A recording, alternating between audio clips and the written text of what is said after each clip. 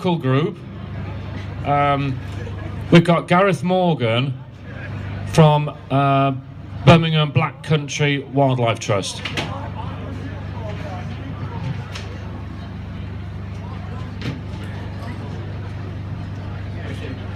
Hello everybody, good afternoon. That mic.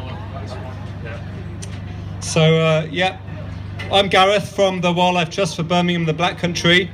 Welcome to Birmingham. It's great to see so many people here who care about wildlife, and thank you to the Badger Trust and to the Born Free Foundation for sponsoring the event today. And it's great to have you all here in Birmingham. When I tell people that I work for an urban wildlife trust, a lot of people's eyes glaze over, and I can see that maybe a couple of rats and a few pigeons going across their imagination, maybe a bald fox or two. The reality is that the wildlife of our cities is so much richer. If you take the time before the library closes today to go up to the top floor and have a look out, you'll actually see just how green and how wild this city is, especially if you look to the south and the west. It really feels like we're living in an urban forest. If you go up and you look to the northeast, then you'll see the BT Tower, one of our iconic buildings, and nesting at the top of there are a pair of peregrine falcons. So if you take a pair of binoculars, or even if you've just got good eyesight, go up to the 7th floor, have a look and see what's flying around. Even the pigeons which live here are the breakfast, lunch and dinner for those peregrine falcons. They all play their role. Here in the city, our ecology is closely intertwined with our industrial heritage. Some of our best nature reserves are actually places that were once at the heart of our industry, and they've been left and nature have recovered and taken over.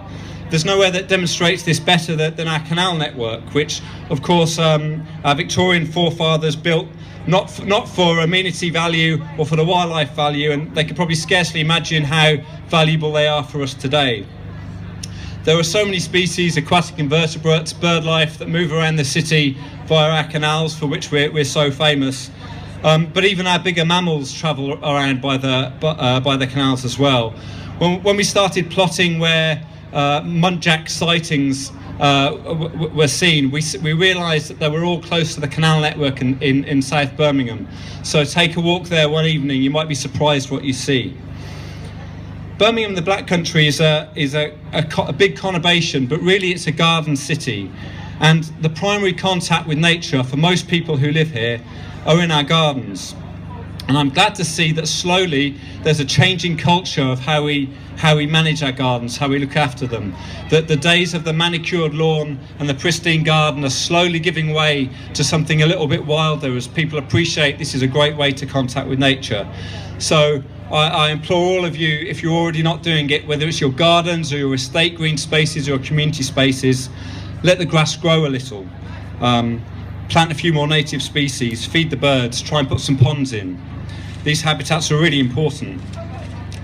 What else do we have in Birmingham and the Black Country? Well as the canals, we have perhaps the most overlooked habitat, the river network. Now, there isn't a mighty river in Birmingham or the Black Country like the Thames or the Severn. We have the Ray, the Cole, the Tame and the Stour and all its tributaries. We're basically on top of a plateau here. And people don't see the rivers. We probably cross the river sort of 10 times in a day, and you might not even realise, because they're so culverted and the roads network is superimposed on top of the river network. But they're there, and if you take the time to notice, they're incredible corridors for wildlife. So they're also so much cleaner now than they used to be. Although they were industrial working rivers for much of their life, many of them were sewers, many of them were biologically dead, they're slowly recovering, and these are really inspiring places to visit. Recently I was walking along the River Ray and I saw my first kingfisher there. Absolutely inspiring. What else do we have? Well, there's a lot of ancient woodland around Birmingham and the Black Country. And here in Birmingham we're part of a nature improvement area which is pioneering attempts to try and get the whole landscape improved for wildlife and for people. So one of the techniques that we're working on in the woodlands is to open up woodlands that have overgrown, let the light in, and then we're planting native species with our partners and that's encouraging the insects back, that's encouraging the bird life, and we're gradually increasing the wildlife that we have in our woodlands. Similarly, with the meadow species, the different meadows that we have, there are lots of grasslands in Birmingham, the Black Country, but many of them are quite poor for wildlife. So one of the techniques we've trialled through the nature improvement area is going out to really great sites, triple SIs on the edge of the city, where there are really species-rich meadows. And about this time of year, and over the next few weeks, we're going to be doing a lot of this. We're going to be harvesting the hay from these meadows, full of seeds.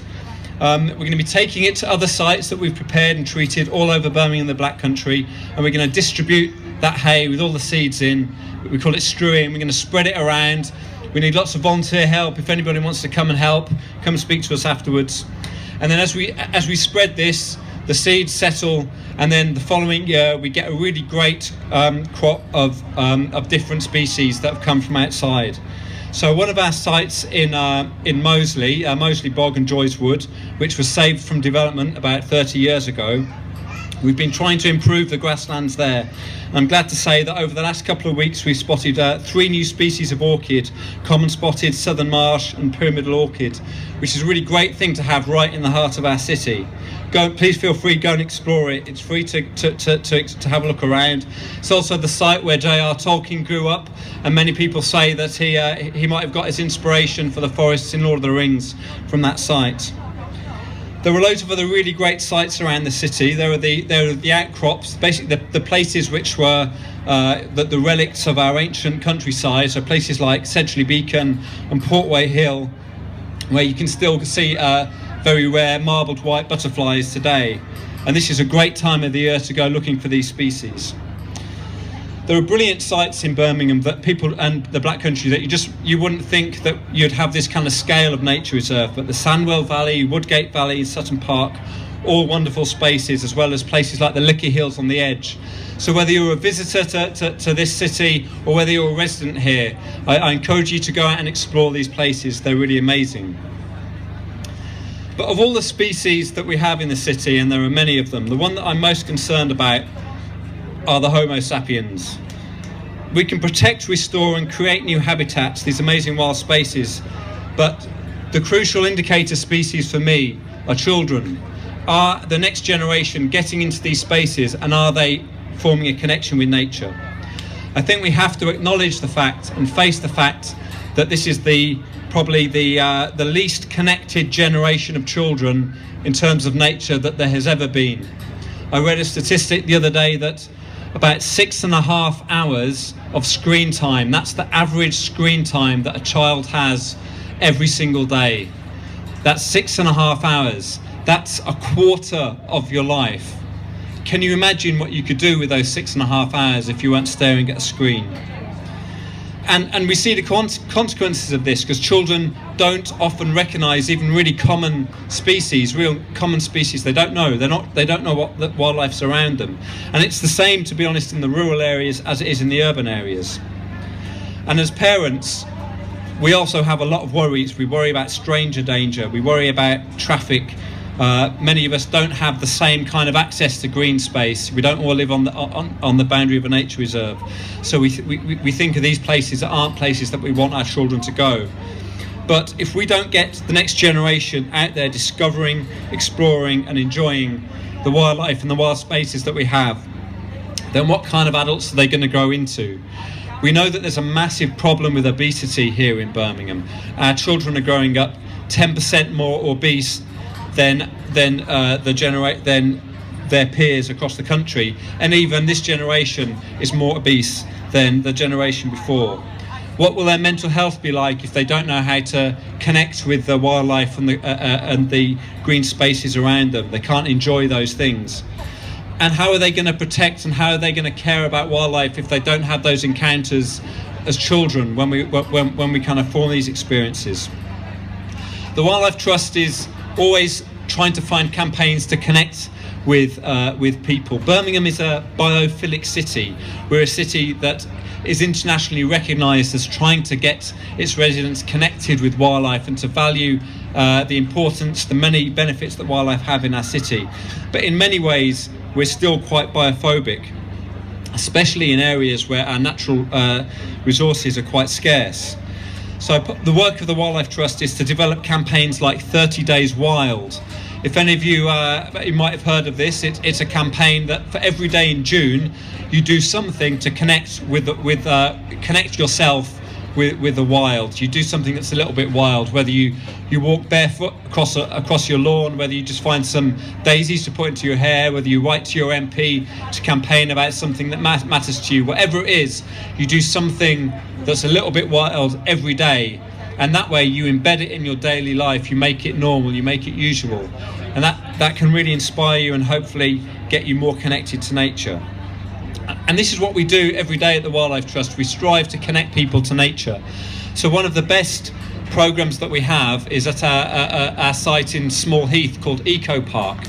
This is an educational site where we get young children, school children, come in every day of the week, mainly from schools around Small Heath that don't really have any green space. So we are their kind of their natural playground, and they come in, they learn about pond dipping, they see the birds that are flying around, they go on mini beast hunts, and they get some much needed contact with nature, and they love it. And their teachers tell us how good it is for them and how much they enjoy it, and they all want to come back there. So we're looking to do more of this all over Birmingham and the Black Country. We have volunteering programs running every week. So if anybody wants to get their hands dirty and take some positive action for wildlife in the city, come and speak to us. Our stall's just over here, and we'll tell you about the different opportunities we've got going on north, south, east and west. Health and well-being is one of the big things that we're trying to focus on now.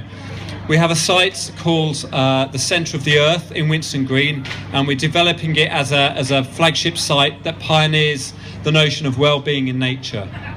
So many of us live stressful lives, we're disconnected from the wildlife, and in places like Winson Green, where this centre is, it's really important to have a connection with nature, so that's what these places provide.